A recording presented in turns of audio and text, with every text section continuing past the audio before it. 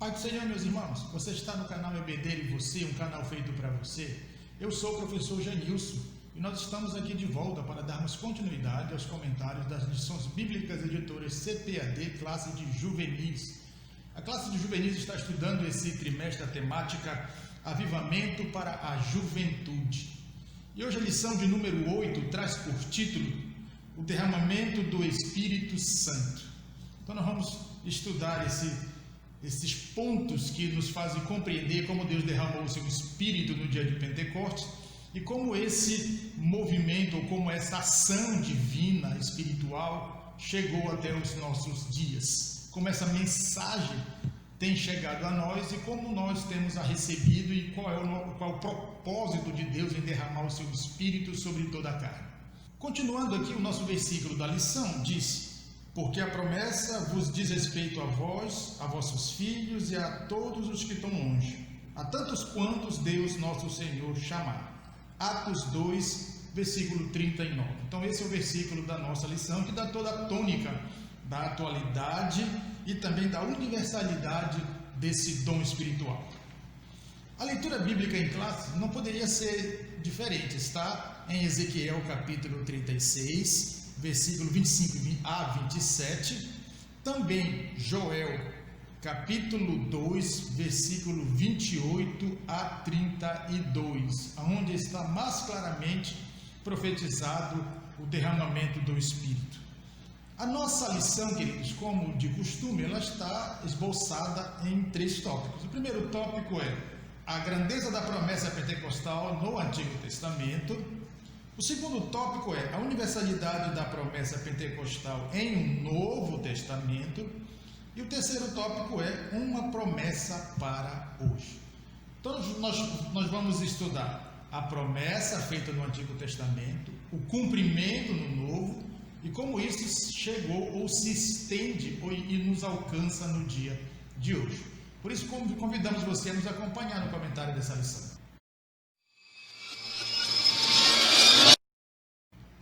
O derramamento do Espírito Santo.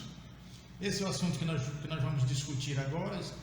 E 3 coisas devem ficar bem patentes em nossa mente com relação a esta lição sobre o derramamento do Espírito Santo, que são os 3 pontos pontuados nos tópicos da lição.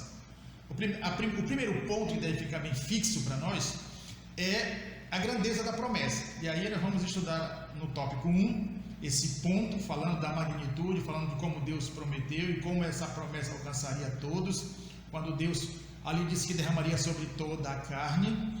Depois nós vamos estudar a universalidade, ou seja, aquilo não ficou restrito a um povo, a uma nação, mas o propósito era alcançar o mundo todo, uma vez que o Espírito de Deus desceu sobre o globo terrestre no dia de Pentecostes e alcançou aqueles irmãos naquela região, e com o propósito de que essa mensagem se espalhasse pelo Império Romano, pelo mundo e alcançasse outros. Então, aí é um propósito universal. E também a atualidade disso. É bem verdade que alguns têm criticado o movimento pentecostal no sentido de que, dizendo que os dons espirituais ou o derramamento do Espírito Santo ficou restrito à era apostólica. Mas nós vamos ver aqui na lição que em nenhum momento a Bíblia dá a entender que aquilo ficou restrito à era apostólica e restrito, por exemplo, aos apóstolos ou ao período apostólico. Muito pelo contrário, o propósito é que aquilo que começou no Pentecoste possa acompanhar a trajetória da igreja durante a história até o seu arrebatamento. Amém? Então esses 3 pontos devem ficar bem fixos para nós.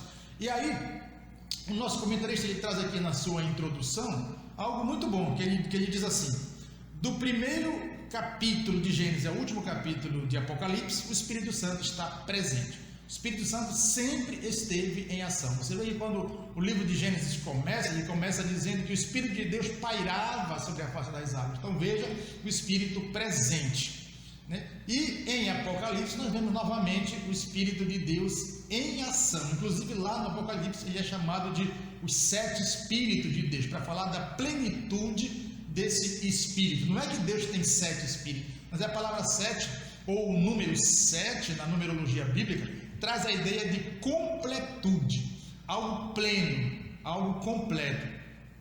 Então, você vê que em todos os homens que Deus usou durante a história, quer no Novo, quer no Antigo Testamento, todos foram homens usados por intermédio do Espírito Santo.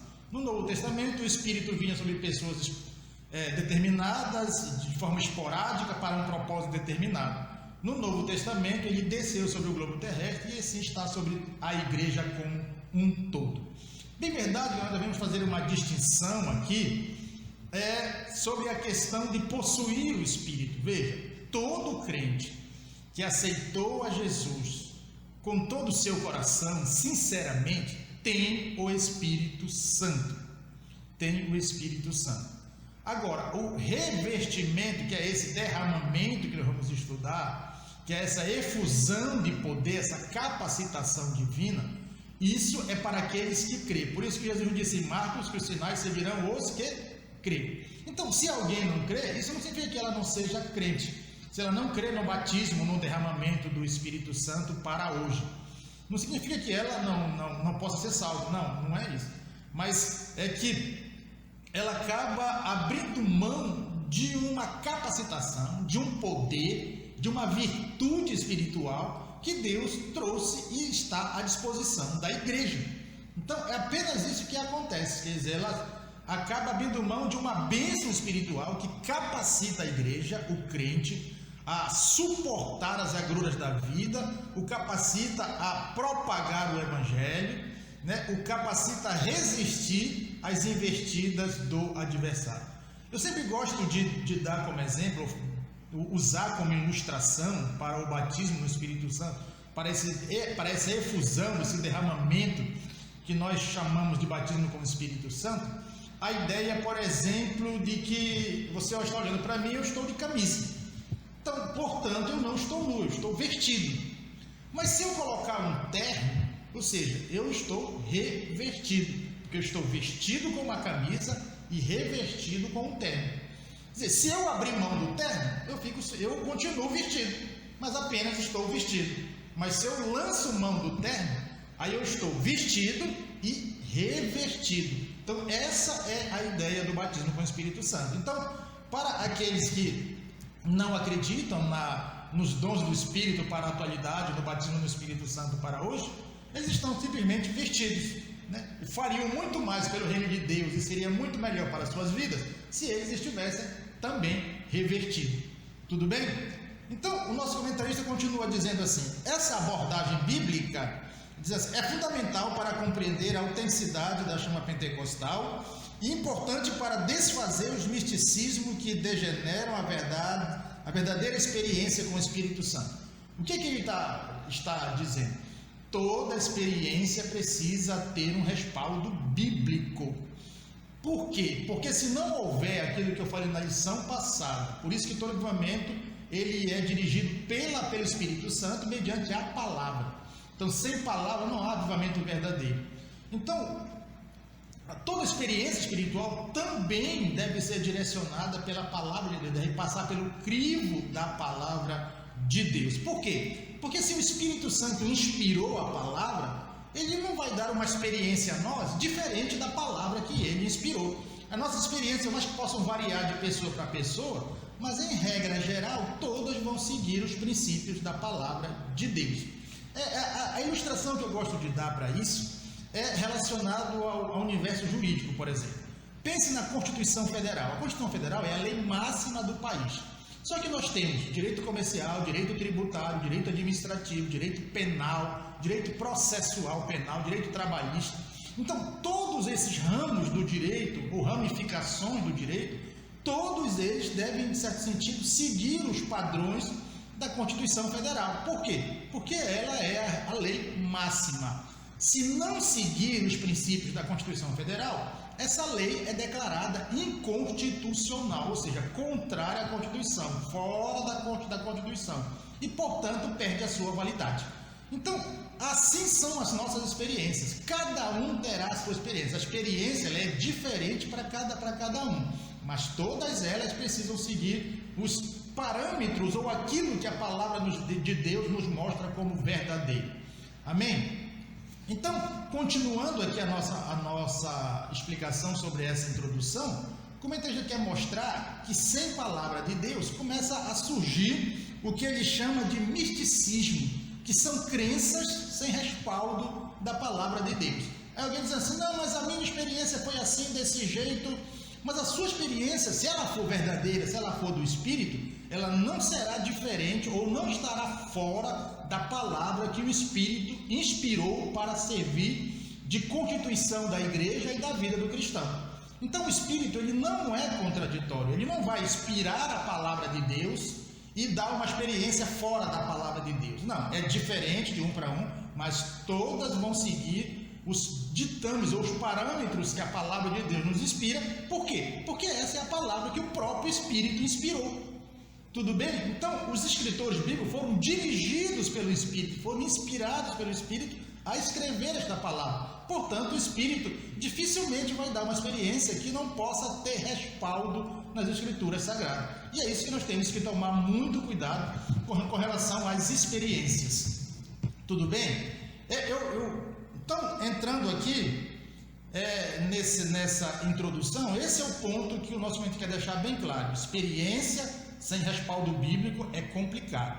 Agora, a experiência verdadeira sempre vai seguir os ditames que o próprio Espírito determinou na sua palavra, porque a experiência verdadeira é dada pelo Espírito Santo e dirigida por ele. Amém?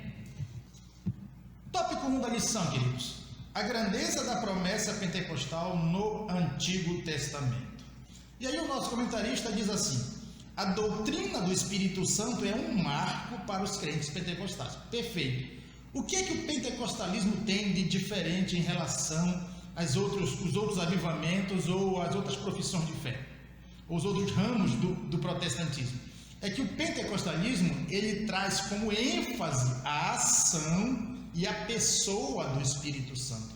Inclusive, até muitos estudiosos profissionais, tradicionais, ou seja, de confissões tradicionais, de confissões protestantes tradicionais, eles realmente reconhecem que o movimento pentecostal trouxe uma atenção à pessoa e à ação do Espírito Santo que antes não era observado pelo ramo do protestantismo.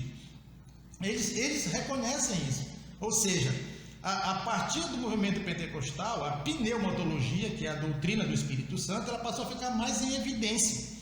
E se passou a entender que todas as coisas na terra são feitas por intermédio do Espírito Santo, porque foi ele que desceu sobre a terra no dia de Pentecostes.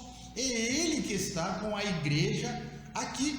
Enquanto Jesus está ao lado de Deus no céu, o Espírito Santo está com a igreja na terra. Então, essa percepção, essa compreensão, ela foi trazida a partir do movimento pentecostal. Passou a dar ênfase no Espírito Santo. Não é que o Espírito Santo não agia nos outros momentos da história bíblica. Não. Como nós já lemos aqui na nossa introdução, ele está de Gênesis e Apocalipse. Mas a sua ação não era tão percebida ou não se dava muita atenção para a sua ação. Bem verdade que o Espírito veio para ajudar a igreja, para ser o consolador, o advogado, aquele que iria acompanhar a igreja, queria auxiliar a igreja, queria dirigir a igreja em toda a verdade, mas o seu papel é glorificar a Jesus, não é glorificar a ele mesmo. Isso é verdade, nós não podemos desconsiderar esta verdade. Mas a ação do Espírito, ela é percebida sim em toda a história do cristianismo. Só que com o movimento pentecostal ele começou a se perceber isso, porque antes não se dava muito atenção para isso.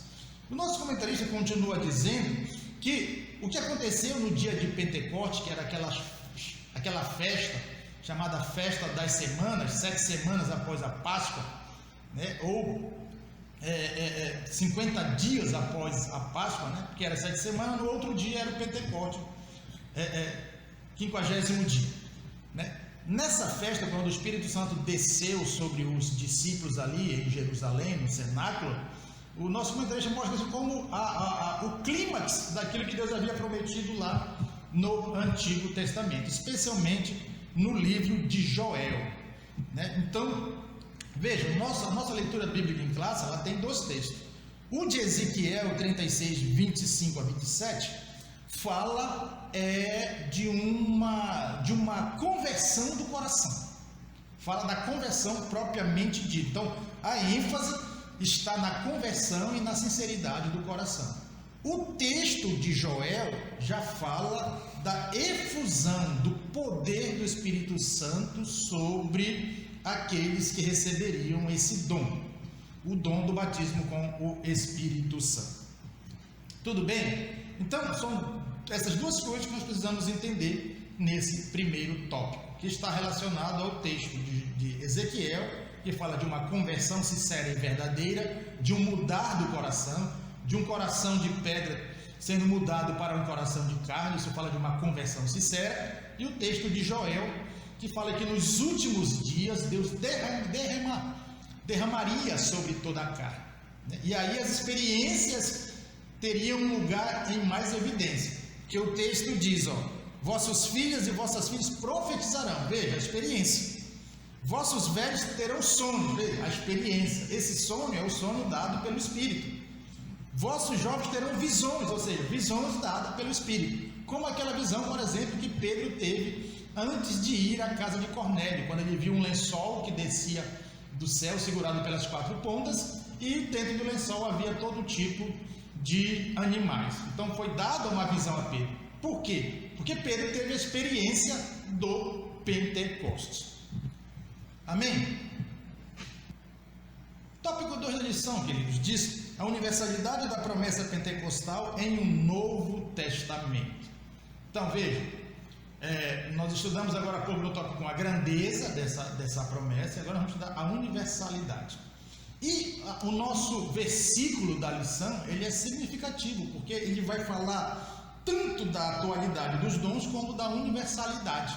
Veja, o nosso versículo diz assim: porque a promessa, isso é Pedro falando, quando o Espírito Santo desceu sobre os irmãos no cenáculo, então toda a cidade, as pessoas que estavam ali afluíram, ou seja, correram para ver o que estava acontecendo, e aí começaram a ouvir os irmãos a falarem em línguas, e aí acusaram ali os discípulos de estarem embriagados. Então Pedro se levanta e faz uma defesa daquele movimento, daquela ação, daquela promessa, e que ali estava se cumprindo, que na verdade esse é o início do cumprimento.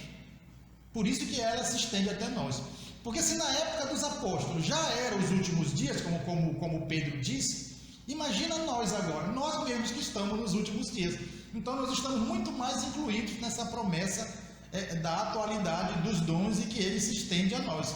E que você não acha nenhum versículo na Bíblia dizendo que Deus cessou com a sua ação, porque do contrário nós teríamos que admitir que Jesus não é o mesmo, e o escritor de Hebreus diz que ele é o mesmo, e se ele é o mesmo e é ele quem batiza, significa que ele também continua batizando até hoje, porque ele é o mesmo. E o texto vai dizer, a promessa diz respeito a vossos filhos e a todos os que estão longe, e a tantos quantos Deus nosso Senhor chamar. Tá, e todos nós estamos incluídos. Você foi chamado? Então você está incluído nessa promessa aqui, porque o texto diz todos quantos Deus nosso Senhor chamar. A minha versão traz da Bíblia que eu estou usando, traz essa mesma redação.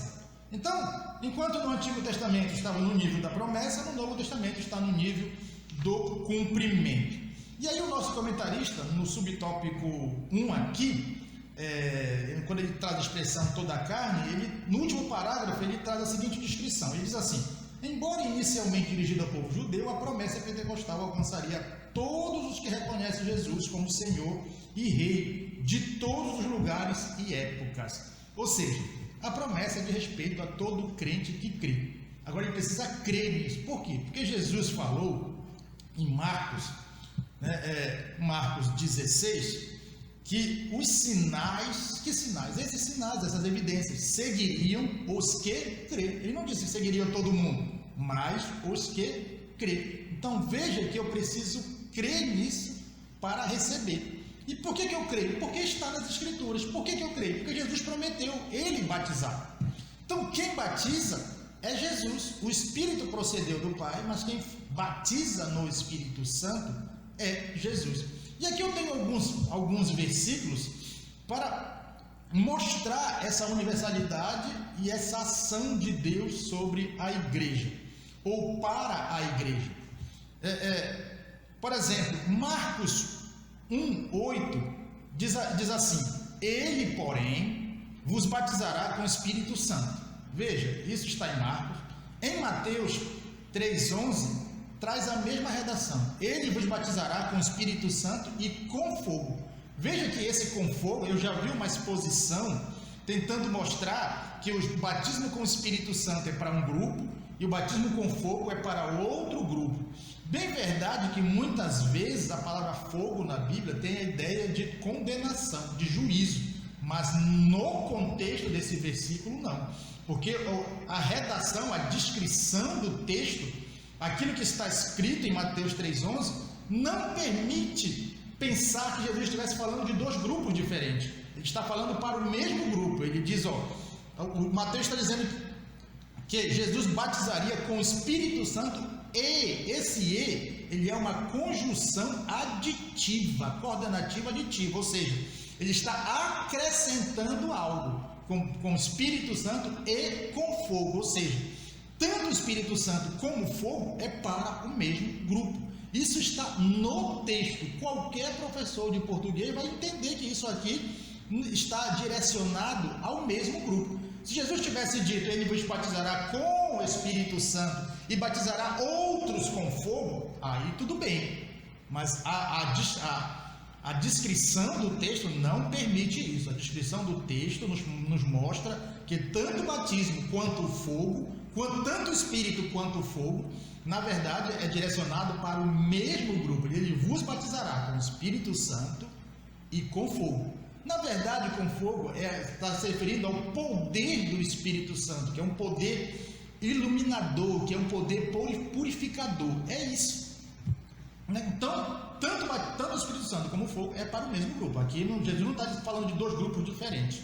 Por isso, ele vos batizará com o Espírito Santo. Tanto prova que eu posso dividir essa sentença da seguinte forma: ele vos batizará com o Espírito Santo, ele vos batizará com fogo. E aí, numa junção das duas orações, que são coordenadas, eu posso dizer, ele vos batizará com o Espírito Santo e com fogo. Por isso que está essa redação aqui para nós. Entendido isso? Lucas 3,16 também diz: ele vos batizará com o Espírito Santo e com fogo. Traz a mesma redação. E aí, continuando, João 1,33 está escrito assim: sobre aquele que vires descer o Espírito Santo. Isso foi João Batista que fala que quando ele visse o Espírito Santo descer sobre Jesus, ele identificaria que aquele era o Cristo. Isso foi Deus que falou ao Espírito Santo. João Batista diz: olha, aquele que me mandou a batizar me disse: sobre aquele sobre quem vires descer o Espírito Santo é esse que batiza com fogo. Então, João 1,33 está escrito: sobre aquele que vires descer o Espírito Santo e repousar sobre ele, é esse que batiza com o Espírito Santo. Veja, quem batiza com o Espírito Santo? Quem é esse? Jesus. Então, é ele que batiza com o Espírito Santo. Então, a ideia de que Jesus, por exemplo, batizou no primeiro século aqueles irmãos e não batiza hoje, é contrária à ideia de que Jesus é o mesmo. Porque se ele batizou lá, qual é a dificuldade de não batizar hoje? Segundo, por que ele não permitiria esse mesmo poder, essa mesma unção sobre os crentes de hoje, que é isso que ajuda a igreja a cumprir o seu papel na terra, o seu papel missionário, de propagação do evangelho e de alcance das almas perdidas? Se nós precisamos do mesmo poder que aqueles discípulos precisaram. Então veja que não faz sentido. Se a Bíblia em algum ponto nos desse a entender ou nos mostrasse um texto claro de que os dons não eram para hoje, de que os dons cessaram, aí tudo bem, mas você não acha esse versículo ou esse texto. Aliás, até aqueles que são contrários ao batismo com o Espírito Santo, que não crê, que acha que isso é coisa de pentecostal, até hoje eles não conseguiram provar na Bíblia. Eles não acham um texto que eles pudessem dizer de que aquilo foi só para o período apostólico. Continuando, Em Lucas 24, 49, Jesus diz assim: ficai, porém, na cidade de Jerusalém, até que do alto seja revestido de poder. Veja que é o próprio Cristo que quer que a igreja seja revestida de poder. Jesus está dizendo aos discípulos: não saiam de Jerusalém sem esse poder. É como a gente vai dizendo: eu quero que esse poder esteja sobre vocês. Ou seja, é vontade de Jesus que todo crente esteja debaixo desse poder. É vontade de Jesus. Atos 1:8, Jesus continua dizendo: mas recebereis poder ao descer sobre vós o Espírito Santo, e sereis minhas testemunhas, tanto em Jerusalém como em toda a Judéia e Samaria, até os confins da terra. Veja, Jesus quer que os crentes sejam batizados, para que eles sejam suas verdadeiras testemunhas, e assim possam sair e anunciar a mensagem da salvação. Veja que Jesus não quer que os discípulos saiam por si só. Jesus quer que eles saiam revestidos de poder, ou seja, cheios da virtude do Espírito Santo. E se Jesus queria isso para aqueles discípulos, por que ele quereria diferente para nós hoje? Né? Então, continuando, eu tenho outros versículos aqui, né, que são importantes para a gente entender isso aqui, mas eu vou deixar para o tópico 3. Tópico 3 da lição: a promessa para hoje. Então, como eu disse, apesar de que os opositores do movimento pentecostal e aqueles que não creem no batismo com o Espírito Santo não acreditem que isso seja para hoje, contudo, isso continua sendo uma verdade. Eu sempre gosto de dizer que algumas coisas, elas não dependem da crença de ninguém, elas simplesmente existem, elas simplesmente são o que são. Por exemplo, se alguém não crê que existe o inferno deixa de existir porque esse alguém não crê? Não, o inferno continua existindo da mesma forma. Jesus disse que um dia voltaria para buscar a sua igreja. Se alguém não crê no arrebatamento da igreja ou na volta de Jesus, isso não faz a menor diferença. Jesus vem a si mesmo. Então veja que existem coisas que não dependem da crença de ninguém. Se você crê, melhor ainda, porque você se prepara, porque você recebe, né? Mas se não crê, aquilo não deixa de existir porque alguém não crê, né? Do que Deus prometeu, Ele prometeu. E Jesus prometeu desde o Antigo Testamento, né? Na pessoa de Deus Pai, né? Que no Antigo Testamento a evidência é mais do Pai, prometeu derramar poder sobre os seus filhos, sobre o seu povo. E Ele tem cumprido até o dia de hoje. Porque se Ele não cumprisse hoje, nós tínhamos todo o direito de reivindicar e dizer: Senhor, o Senhor prometeu, por que o Senhor não faz hoje? Né? Então mostra que Deus realmente está fazendo. Se alguém não crê, não crê, mas isso não faz com que Deus deixe de fazer aquilo que Ele prometeu. Deus é fiel em tudo que promete, e se Ele prometeu, Ele vai cumprir, né? Então veja que o que Pedro diz, que é o nosso versículo da lição. Ele diz assim, versículo 38 de Atos 2, é quando Pedro está pregando e dizendo que aqueles irmãos não estão embriagados, mas é o cumprimento da promessa de Joel, conforme Deus disse que nos últimos dias, né, se essa promessa se cumpriu nos últimos dias para os discípulos, como eu falei no primeiro tópico, imagina para nós hoje, que estamos de fato já nos últimos dias que antecedem a volta do Senhor. E aí, depois de ouvirem a pregação de Pedro, os judeus olham para Pedro e dizem assim: irmãos, o que faremos? E aí Pedro responde, e uma das respostas de Pedro é: arrependei-vos e cada um de vós seja batizado em nome de Jesus Cristo para a remissão dos pecados. Aqui estou falando do batismo em águas. Aí ele acrescenta, ou seja, ele vai acrescentar ao batismo em águas um outro batismo, que é: e recebereis o dom do Espírito Santo. Veja, ele estava dizendo que quem se arrepende, ele está dizendo para quem professa a sua fé em Jesus de forma sincera, está à disposição deles esse receber do dom do Espírito Santo, que nada mais é do que a efusão do Espírito Santo, o derramamento do Espírito Santo sobre a vida de alguém, sobre a vida do crente, a qual nós denominamos de batismo com o Espírito Santo, para diferenciar do batismo em águas. Então volto a dizer, todo crente que aceitou Jesus, sinceramente, tem o Espírito Santo. Há um episódio no Evangelho de João que é muito significativo sobre essa distinção, né? É interessante nós percebermos isso, porque aí nós passamos a perceber essa diferença. Todo crente tem o Espírito Santo, mas aqueles que crêem podem receber o batismo com o Espírito Santo, e é vontade de Deus que todos recebam o batismo com o Espírito Santo. Em João capítulo 20, versículo 19, os discípulos estão numa casa com medo, porque Jesus havia sido crucificado, e agora os discípulos estão com medo de serem perseguidos. Então eles estão trancados numa casa com muito medo, com muito receio de ser os próximos perseguidos, de ser o próximo da vez, né?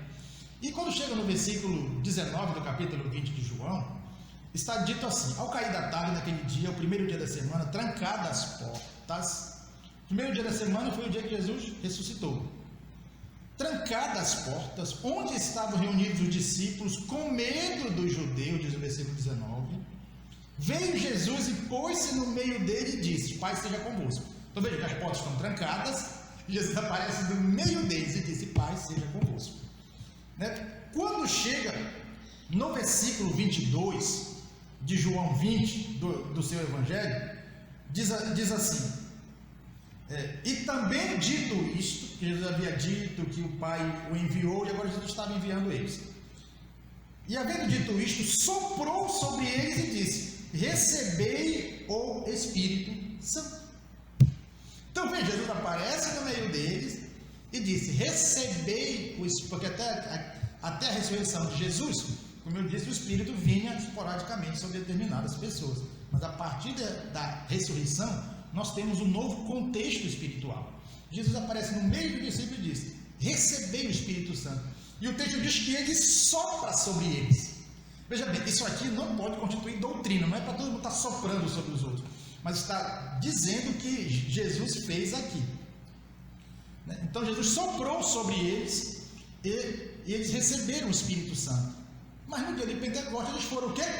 Revertidos. Eles já tinham recebido o Espírito aqui, mas no dia de Pentecostes receberam o quê? O revertimento, a efusão do Espírito Santo. Veja, os mesmos sobre quem Jesus soprou e disse receber o Espírito Santo, foram os mesmos que foram revertidos no dia de Pentecostes. Então vejam como há dois eventos aqui diferentes, justamente é o que eu disse. Quando se aceita Jesus, se recebe o Espírito, mas para aqueles que creem, recebe-se o revestimento. Amém? Então, entendido isso, o que o nosso comentarista aqui ele vem nos falar? Ele vem nos falar que essa mensagem que transcorreu ao longo da história chegou até nós. Há quem diga que o movimento pentecostal começou necessariamente na Rua Azusa, né, como nós já estudamos. Bem verdade que o movimento em si, que deu ênfase ao Espírito Santo, que trouxe ênfase ao Espírito Santo, que fez com que os crentes olhassem com um olhar diferente para o Espírito Santo, realmente começou na Rua Azusa. Mas a ação do Espírito sempre foi percebida ao longo da história da igreja. Há historiadores, até historiadores não crentes, que reconhecem que durante a história sempre teve um grupo que manifestou uma ação mais poderosa de Deus na vida, uma experiência diferente na vida. Por exemplo, nós temos, por exemplo, no início da colonização americana, no estado da Pensilvânia, houve um movimento lá de muita gente que veio da Inglaterra, que era o movimento dos Quakers. Quakers é uma palavra inglesa que significa tremedores. Por que eles eram chamados assim? Porque eles tinham uma ação, eles tinham entre eles, como proposta de vida cristã, essa ação do Espírito na vida. E eles realmente tinham essas experiências com Deus, né, que eles pulavam, que eles saltavam, que eles tremiam. Por isso que eles foram chamados de Quakers. A palavra Quakers, na verdade, era uma palavra pejorativa para dizer: esses crentes são os crentes que tremem. Quer dizer, eram grupos que já tinham essa experiência com Deus. Então, ao longo da história, sempre houve grupos que aqui ou ali manifestavam essa ação poderosa de Deus. Por exemplo, os moráveis manifestavam, os pietistas da Alemanha Muitos grupos tinham essa ação mais assim efusiva do Espírito Santo, então nunca o Espírito Santo ficou sem se mover ou se manifestar na vida dos crentes. Se a maioria não cria, não recebia, mas havia grupos que criam e que recebiam. Por isso que o batismo no Espírito Santo está muito ligado aos que criam.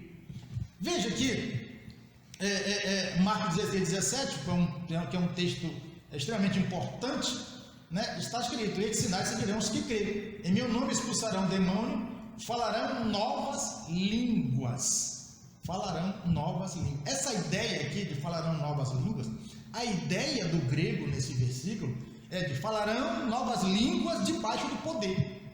É essa que é a ideia lá. E essa ideia de nova é nova mesmo. É nova, ou seja, são línguas que ninguém ainda havia falado. De verdade que no dia de Pentecoste aconteceu o fenômeno de que os discípulos falaram em idiomas que as pessoas conheciam, mas a ação, por exemplo, na casa de Cornélio e em Éfeso, quando Paulo chegou lá e impôs as mãos sobre os discípulos, ali eles não falaram línguas, idiomas conhecidos, ali foram novas línguas mesmo, até porque todos falavam o mesmo idioma, então não tinha ninguém diferente. No dia de Pentecoste não, nós temos vários grupos que falam vários idiomas e que compreenderam o que os discípulos falavam. Então, primeiro o que a gente deve entender do falar em línguas hoje? O falar em línguas, ele é uma evidência do batismo com o Espírito Santo. Contudo, nem todo mundo vai receber o dom de língua.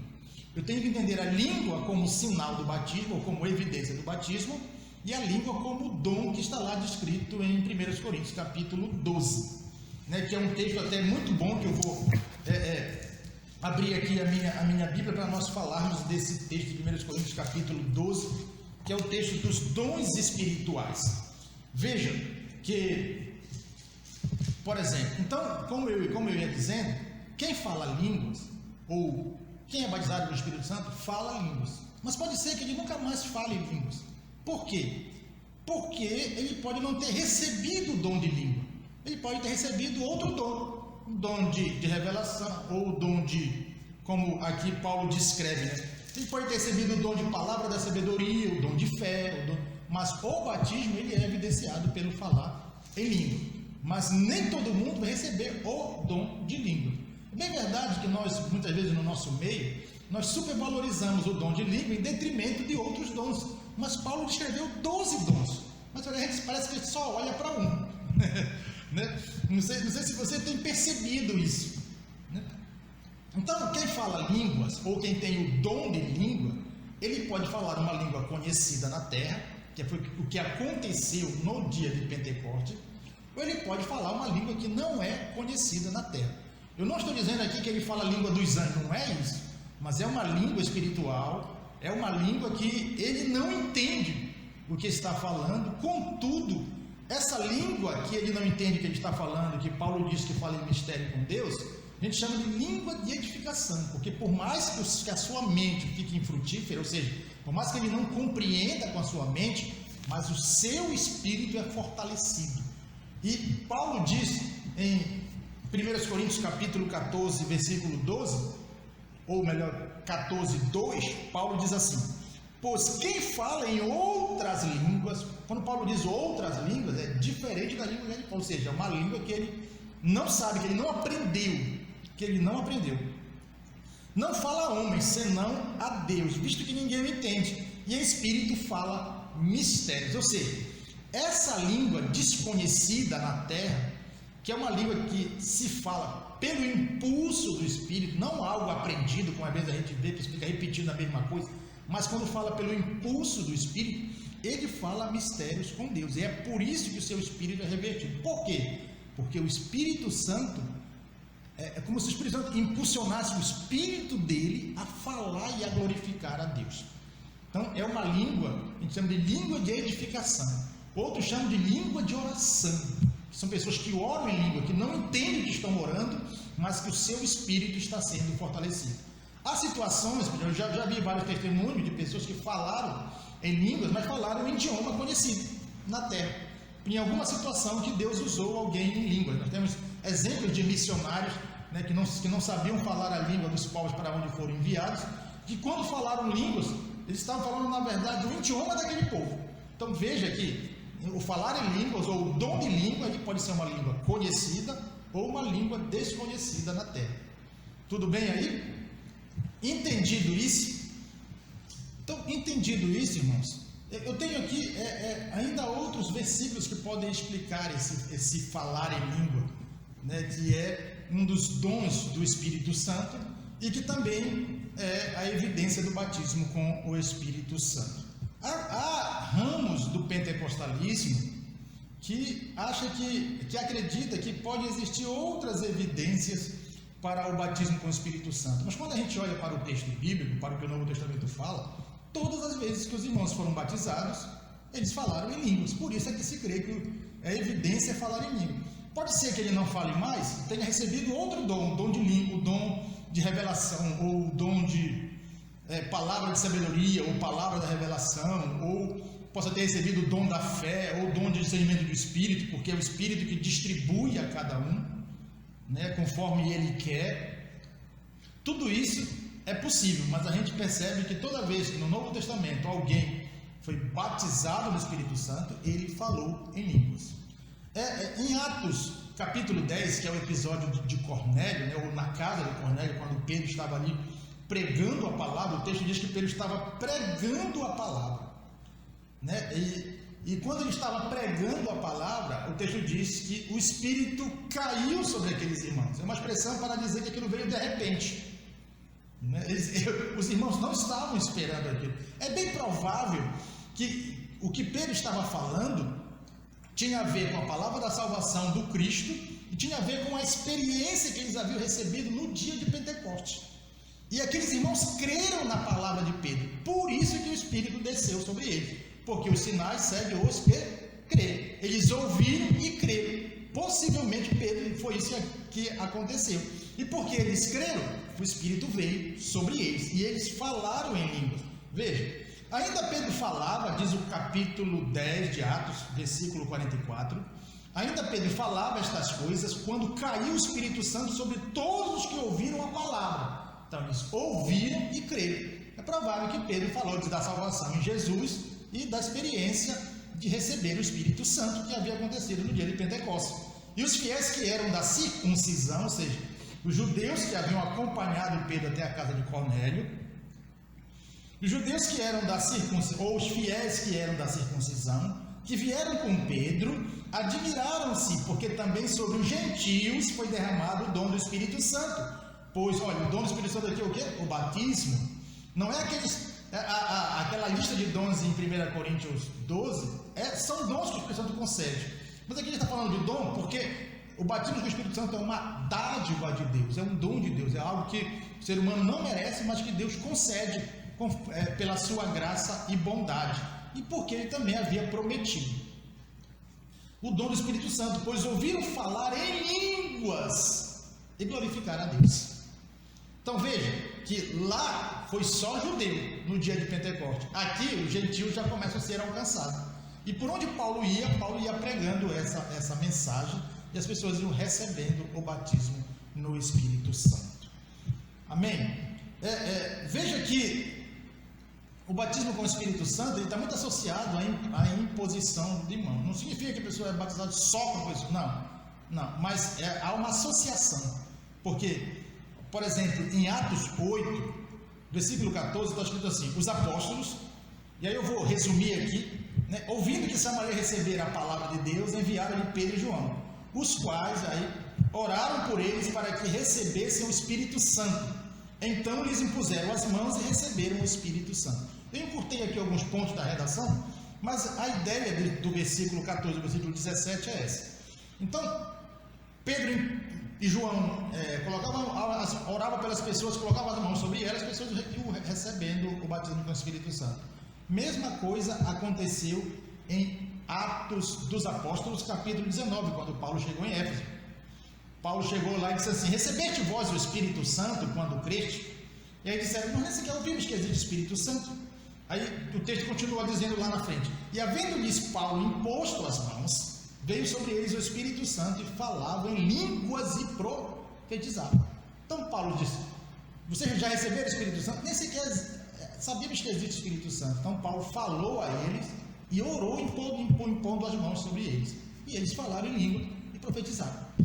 Então veja que essa ação, que aqui eu quero encerrar a nossa lição, conforme o nosso comentarista fala aqui, veja que todos esses versículos mostram que tudo que aconteceu ali é para toda a igreja, porque nós somos tanto igreja quanto a igreja que iniciou lá no dia de Pentecostes. Ou seja, a igreja de Jesus é uma só. Não existe lá era uma igreja e hoje nós somos outra igreja. Não faz sentido isso. Então aquilo que era para eles lá, é óbvio que é para eles aqui, para nós aqui. Por quê? Porque nós somos tão igreja quanto eles. A igreja de Jesus é só uma. E se essa promessa era para a sua igreja, é para qualquer tempo. Enquanto o Espírito estiver sobre a igreja, essa promessa estará de pé, porque é Ele que age na vida do crente. O nosso comentarista ele traz a seguinte redação: em janeiro de 1919, o pastor Gunnar Wing, pioneiro da Assembleia de Deus no Brasil, escreveu: ora, se os apóstolos viveram nos últimos dias, quanto mais nós que aparecemos 20 séculos depois, não 20 dias ou 20 anos, mais tarde do que eles. E eles, há 20 séculos, receberam o Espírito Santo. Estou certo de que não puderam receber por nós, diz ele, e toda a posteridade, pois que se faz necessário que cada um por si mesmo receba. Então veja aqui o que o nosso comentarista descreve em um texto que ele escreveu há muito tempo atrás no jornal Boa Semente. Inclusive eu tenho esse texto comigo e ele faz uma exposição muito maravilhosa sobre o batismo com o Espírito Santo. O Gunnar Wing foi o missionário que trouxe a mensagem pentecostal ao Brasil. Então o Espírito Santo ele é o cumprimento da promessa de Deus para que a igreja cumpra a missão cheia do poder de Deus. É a capacitação do alto para que a igreja seja capaz de suportar as investidas do adversário e cumprir a sua missão na terra. E isso inclui nós hoje, porque a mesma missão que tinha os apóstolos no primeiro século, nós temos hoje: propagar o evangelho. Por isso que o mesmo poder que estava sobre eles também deve estar sobre nós. Amém? Então nós ficamos com o nosso comentário por aqui. Espero ter ajudado você. Se esse comentário ajudou você, dê um like no canal, se inscreva no canal, divulgue esse vídeo para outros que possam abençoar também da mesma forma que você está sendo abençoado. Amém? Que Deus abençoe a todos em nome de Jesus.